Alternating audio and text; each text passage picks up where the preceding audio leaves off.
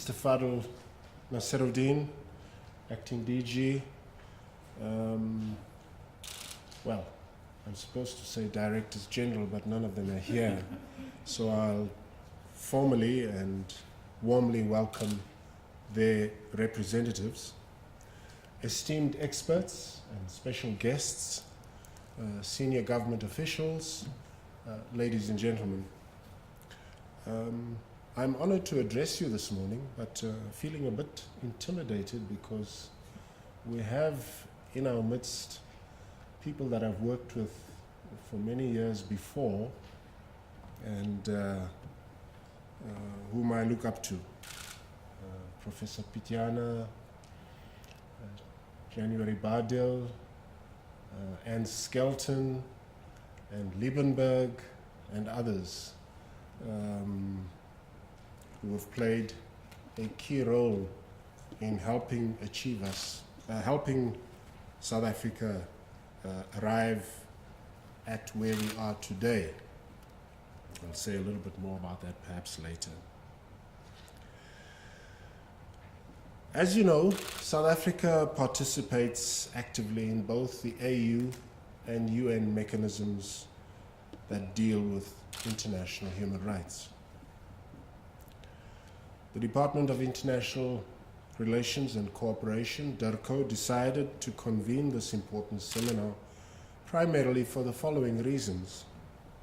One, to provide a unique opportunity for government to interact in a less formal setting with our South African experts to both the AU and UN treaty systems with a view of reflecting on the role played by South African nationals in the global human rights system and how this can contribute to enhancing South Africa's international human rights image. Secondly, to imbibe on the vast knowledge and experience of our own experts gained over the years through interaction with other governments and their performance in terms of their treaty obligations. South Africa can learn from this experience and reservoir of knowledge on best practices. Thirdly, to obtain insights into the working methods of these bodies and learn how South Africa can best improve on its reporting obligations to these important bodies, as well as deal with the cumulative backlog in this regard. And lastly, to enhance professional relations between experts and government officials in order to ensure that South Africa is better positioned within the human rights framework, whilst bearing in mind the imperative need for their independence. As I said, we recognize the presence of departments through the representatives of the Directors General, who have the legislative mandate to implement the provisions of the international treaties ratified by South Africa and the consequent reporting obligations thereto.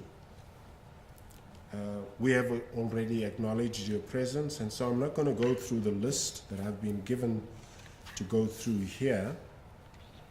So, let me say then that we look forward to a very vibrant engagement and interaction between government and our experts.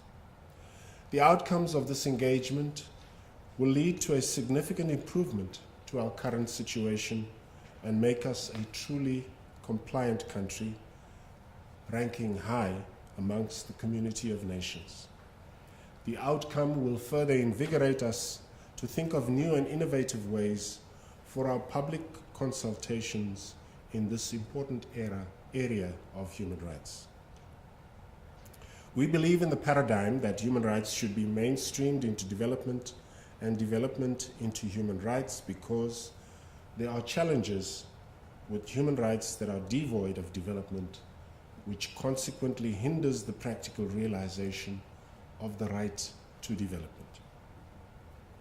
The UN system, ladies and gentlemen, is predicated on three pillars, namely peace and security, development, and human rights. The 1973 Vienna Declaration Program of Action enjoins the international community to treat all human rights with the same emphasis and on the same footing. It is for this reason that the Vienna Conference has been designated as a seminal age in the development of international human rights standards. The human rights system is fraught with contestations and polarizing slants between economic, social and cultural rights on the one hand, and civil and political rights on the other. For South Africa, the commitment to the Vienna spirit of universality, indivisibility, interdependence, and interrelatedness of all human rights is paramount. In this vein, the democratic dispensation of 1994 ensured the progressive realization of economic, social, and cultural rights through our Constitution. Consequently, all the South African flagship initiatives within the international human rights system are predicated on this paradigm. These include the realization of economic, social, and cultural rights everywhere, the attainment of the Millennium Development Goals, especially the unfinished business thereof, Agenda 2030, and more fundamentally, the right to development as a reality for everyone. South African government believes in the active involvement and participation of civil society. The South African approach to the norms and standards setting in the UN and the AU is an inclusive and participatory process. In this regard, DIRCO convenes 3 sessions annually ahead of the HRC sessions and UNGA Third Committee. Since our return to the community of nations, we have done our best to live up to expectations in terms of our continental and global responsibilities.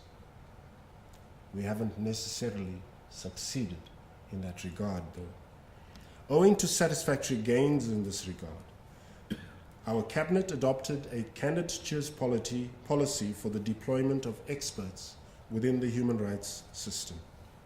We pursue this goal prominently, as witnessed by your presence in this gathering today. In 2016, South Africa succeeded in deploying 3 experts to the Human Rights Committee, the Committee on the Rights of the Child, and the Committee on Economic, Social, and Cultural Rights. We are proud of these achievements, but we believe we can do more to have quality individuals serve and influence the AU and UN systems. We honor you as independent experts that have served and are serving. We consider you South African ambassadors within these bodies, and we salute your contribution to profiling our country on the human rights front. It is imperative that we have a mutually reinforcing relationship with you so that we can better impact the human rights system. I want to just briefly depart from my prepared text and give you an example of the challenges that we face. I was privileged to lead our team to the Human Rights Committee in Geneva in March. The committee sits as you are seated there, and our team is seated alongside with the rest of the plenary looking at you. And they throw questions at you and raise certain issues that occur domestically in South Africa. I've always assumed, I've never been a prison inmate, I've only seen it on television and in the movies and read about this in the books, that when an inmate misbehaves, becomes violent, and assaults other people in the prison, he is taken and put in solitary confinement to protect him and other inmates. Lo and behold, I discovered in March that solitary confinement is actually in contravention of that inmate's human rights. It's just a small example of the challenges we face and why we need you so desperately to assist us on the way forward. In closing, ladies and gentlemen, we see the seminar as an ideal opportunity for government officials to gain insight into the work of the various human rights treaty bodies. Beyond the seminar, it is within our power as government to be more impactful in the human rights system.